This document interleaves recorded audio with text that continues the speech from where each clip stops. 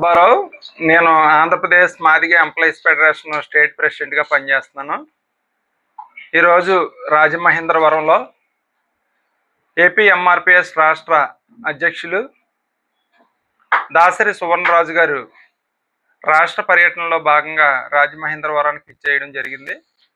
వారు ఇచ్చేసిన కారణంగా పలు అంశాల గురించి పాత్రికేయ మిత్రులు, ఎలక్ట్రానిక్ మీడియా సోదరుల సమావేశం ఏర్పాటు చేయాలని ఈ సమావేశాన్ని ఏర్పాటు చేయడం జరిగింది.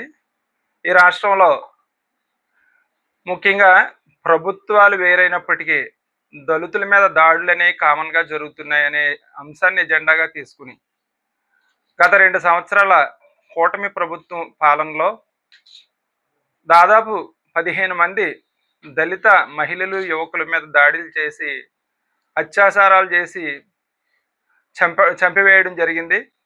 ఈ 15 మంది కుటుంబాలకు కూడా అట్రాసిటీ బాధితులైనటువంటి కుటుంబ సభ్యులకు ప్రభుత్వం నుంచి అందవలసిన కనీస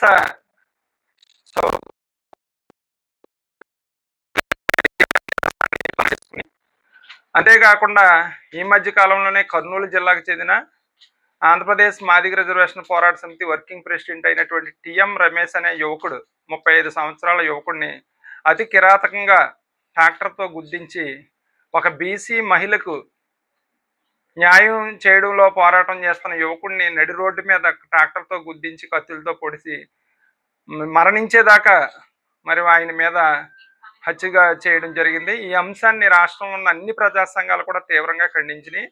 ఆ అంశంలో భాగంగా ఈ రాష్ట్ర కేంద్ర ప్రభుత్వాన్ని ఒకటే డిమాండ్ చేస్తున్నాం.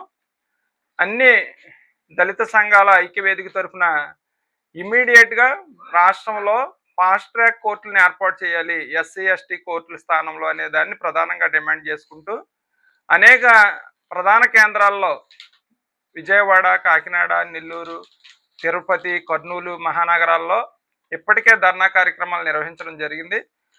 నిన్ననే కాకినాడ కలెక్టరేట్ దగ్గర ఉన్న ధర్నా చౌక్ నందు ఉమ్మడి తూర్పుగోదావరి జిల్లా ఈ అనుబంధ సంఘాలన్నీ కూడా ఎంఆర్పిఎస్లో ఉన్న వివిధ విభాగాలు అందరూ కూడా నిన్న మహాధర్నా నిర్వహించుకోవడం జరిగింది. అనంతరం తూర్పుగోదావరి జిల్లాలో పర్యటిస్తున్న సువర్ణరాజు గారిని ఈరోజు రాజమహేంద్రవరం పాత్రికేయ మిత్రులతో మాట్లాడవలసింది.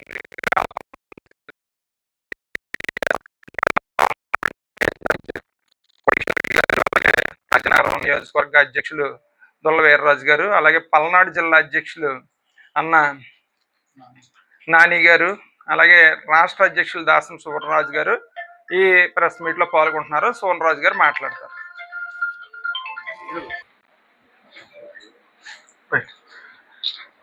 మీడియా మిత్రులకి ప్రత్యేకంగా ధన్యవాదాలు తెలియజేసుకుంటున్నా.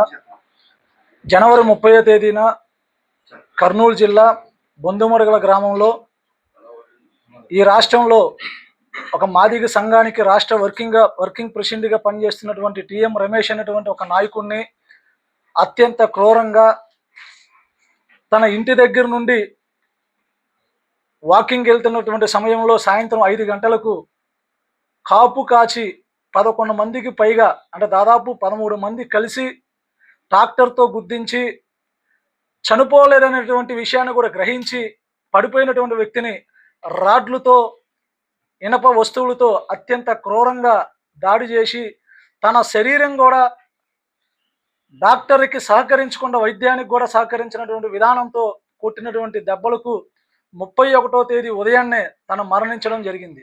అంటే దాదాపు 42 రోజులుగా ఎవరైతే టిఎం రమేష్ని అత్యంత క్రూరంగా చంపబడి ఈరోజు జైలు పాలినటువంటి వ్యక్తులకి 5 నెలల్లోనే శిక్షలు వేపించాలనే ఒక డిమాండ్తో ఈ రాష్ట్రంలో ఉన్నటువంటి 35 లక్షల మందికి పైగా ఉన్నటువంటి మాదిగ సమాజం మొత్తం కూడా రాష్ట్ర ప్రభుత్వాన్ని టిఎం రమేష్ని చంపినటువంటి నిందితులకి 5 నెలల్లోనే ఫాస్ట్ ట్రాక్ కోర్టు పూర్తి చేసి వాళ్ళకి మరణ శిక్ష, యావజ్జీవకార శిక్ష కావాలని 43 రోజులుగా చేస్తున్నటువంటి పోరాటాలు.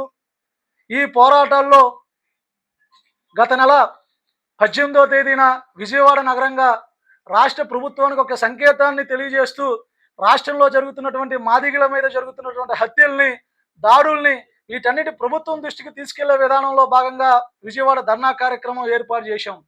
తేదీన కర్నూలులో టిఎం రమేష్కి ఫాస్ట్ ట్రాక్ కోర్టు ఏర్పాటు చేసి నిందితుల్ని ఉరిశిక్ష వేయాలనేటువంటి ఒక డిమాండ్ని ఫాస్ట్ ట్రాక్ కోర్టు ద్వారా వేయాలని రాష్ట్ర ప్రభుత్వానికి తెలిసే విధంగా ఒక కార్యక్రమం చేపట్టాం.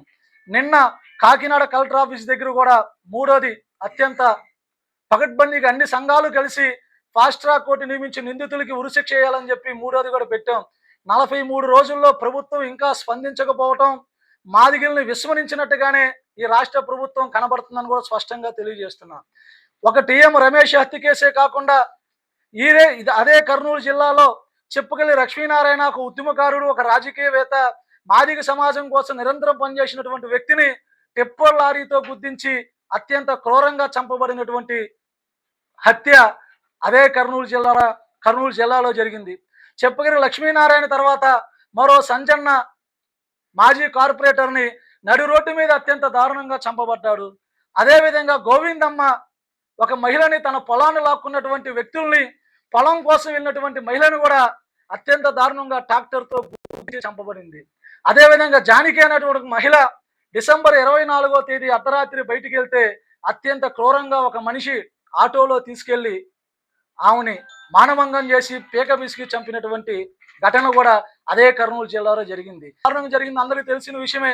టీఎం రమేష్ని చంపి ఒక 15 రోజులు కాకముందే మనోహర్ అనేటువంటి ఒక జనసేన పార్టీకి చెందినటువంటి కార్పొరేటర్ లాగా ఉన్నటువంటి ఒక వ్యక్తిని దారుణంగా నడి రోడ్డు మీద కత్తులతో బస్సులతో చంపినటువంటి సంఘటన కూడా టీఎం రమేష్ కేసు మరొక ముందే జరిగింది. ఇన్ని హత్యలు జరిగినాక దీనికి ముందు బ్రహ్మంగారి మఠంలో కడప జిల్లాలో సతీష్ ఓబులేష్ అనేటువంటి ఒక అమాయకమైనటువంటి మాదిగ బిడ్డల్ని ప్రేమ పేరుతో క్రూరంగా చంపబడి ఆ కేసును కూడా ఈరోజు ఆత్మహత్య కేసుల కింద పోలీసులు కేసు పెట్టడం కూడా మాదిగల వివక్షత ఈ ప్రభుత్వంలో స్పష్టంగా కనబడుతూ ఉంది. దీనికి ముందు సాల్మాన్ రాజు అనేటువంటి మాదిగ వ్యక్తిని కూటమి ప్రభుత్వం అధికారంలోకి వచ్చిన 2 సంవత్సరాలుగా గ్రామాన్ని వదిలిపెట్టి వెళ్ళినటువంటి సాల్మాన్ రాజును కూడా తన భార్యకి బాగాలేదని గ్రామానికి వస్తే తెల్లవారుజామున ఉదయం 6-7 గంటల కల్లా దుండగుడు అత్యంత దారుణంగా ఇనపరాడుతో కొట్టి తన మరణానికి కూడా కారణమైనాడు. పక్క జిల్లాల్లో అగ్రవర్ణాలు చంపుకుంటే ₹1 కోటి ప్రకటించినటువంటి రాష్ట్ర ప్రభుత్వం హోంమంత్రి మాదిగ సామాజిక వర్గానికి చెందిన మాదిగ సమాజానికి చెందిన హోంమంత్రి కనీసం మాదిగలను చంపుతున్నటువంటి కేసుల్లో కానీ మాదిగ బిడ్డల కోసం ఒక భరోసా ఇచ్చి వాళ్ళ యొక్క కుటుంబాన్ని పరామర్శించినటువంటి మా హోంమంత్రి ఉండటం కూడా మాకు చాలా బాధాకరం. ఇటుపక్క ముఖ్యమంత్రి గారు కానీ, డిప్యూటీ సీఎం గారు కానీ, అలాగే లోకేష్ బాబు గారు కానీ అగ్రవర్ణాలు చనిపోతే ఇస్తున్నటువంటి ప్రాధాన్యత ఈ రాష్ట్రంలో మాదిగ ఓట్లతో మాదిగ జెండాలు పెట్టి తెలుగుదేశం పార్టీ గెలుపు మాదిగలు గెలుపని తిరిగినటువంటి మాదిగల పట్ల ఇంత దారుణమైనటువంటి దాడులు జరిగి హత్యలు కాబడుతుంటే ఈ హత్యలను అరికట్టడంలో, మాదిగలకి భరోసా ఇవ్వడంలో, మాదిగ బిడ్డల్ని పరామర్శించడంలో కూడా రాష్ట్ర ప్రభుత్వం చిన్నచూపు చూస్తుంది. 43 రోజులుగా చేస్తున్నటువంటి పోరాటంలో కనీస స్పందన కూడా ఇవ్వనటువంటి ఈ ప్రభుత్వానికి ఒకటే హెచ్చరిక చేస్తున్నాం. ఈ దాడులు అరికట్టడం కోసం, మాదిగల ప్రాణాలు కాపాడుకోవటం కోసం, మాదిగలు రక్షణగా ఉండాలంటే మీకు మాదిగల మీద చిత్తశుద్ధి ఉంటే గనక తప్పకుండా ఫాస్ట్ ట్రాక్ కోర్టు కోసం ప్రభుత్వం నోరు విప్పాలి. మీరు పక్కనోటి అగ్రవర్ణాలు చంపుకుంటే ఇచ్చినటువంటి ₹1 కోటి ఈ రాష్ట్రంలో మాదిగలు చంపబడినటువంటి కుటుంబాలు కూడా ₹1 కోటి ఎక్స్గ్రేషియా ప్రకటించి తొందరగానే ఉద్యోగం, భూమి కూడా కేటాయించాల్సిన బాధ్యత ప్రభుత్వానికి ఉంది. ఇన్ని కేసులు జరిగినా కూడా మనోహర్ని చంపినా సరే కనీసం ప్రభుత్వం మాట్లాడకపోవటం కూడా ప్రభుత్వానికి ఒక విన్నపం చేస్తున్నాం. 43 రోజులుగా మాదిగ సంఘాలందరం కలిసి ఒక ధర్నా కార్యక్రమాలు, సానుకూలటువంటి ఉద్యమాలు చేసుకుంటూ వచ్చాం. అయినా మీ దగ్గర నుంచి స్పందన లేదు. ఈ స్పందన కనుక మీ దగ్గర నుంచి రాకపోతే రానున్న 30 రోజుల్లోపు రాష్ట్ర వ్యాప్తంగా ఉన్నటువంటి మాదిగ సమాజ వర్గాన్ని మొత్తాన్ని ఏకం చేసి ప్రభుత్వంపై యుద్ధం చేయడానికి కూడా మేమందరం సిద్ధంగా ఉన్నాం. ఇది రాజకీయాలకు ఇంకా 3 సంవత్సరాల టైం ఉంది. రాజకీయాల హత్యలు కాదు, ఇది రాజకీయ కోణంలో అగ్రవర్ణ అహంకారంతో చేస్తున్నటువంటి కొంతమంది దుండగల్ని అరికట్టడం కోసం ప్రభుత్వం తప్పకుండా చర్యలు చేపట్టాలి. మాదిగల యొక్క ప్రాణాలకు రక్షణ కల్పించడానికి రాష్ట్ర ప్రభుత్వం తప్పకుండా మాకు భరోసా కల్పించకపోతే ఏప్రిల్ నెలాఖరు కల్లా లక్షలాది మందితో మాదిగలం అమరావతి ముట్టడి చేయటానికి కూడా వెనకాడిపోమని కూడా ఈ సందర్భంగా తెలియజేస్తున్నాం. ఇదే విధానంలో అత్తికొండ నియోజకవర్గంలో మాదిగపల్లిని బహిష్కరణ చేశారు. అదేవిధంగా నెల్లూరు జిల్లాలో మాదిగపల్లిని బహిష్కారం చేశారు. అనేక ప్రాంతాల్లో దాడులు జరుగుతున్నాయి. అనేక గుడుల్లో మాదిగల్ని కనీసం గుడిలోకి ప్రవేశం లేకుండా అడ్డుకుంటున్నారు. ఈ అన్ని సంఘటనలు కూడా కూటమి ప్రభుత్వం తప్పకుండా మూల్యం చెల్లించుకోవాల్సి వచ్చింది.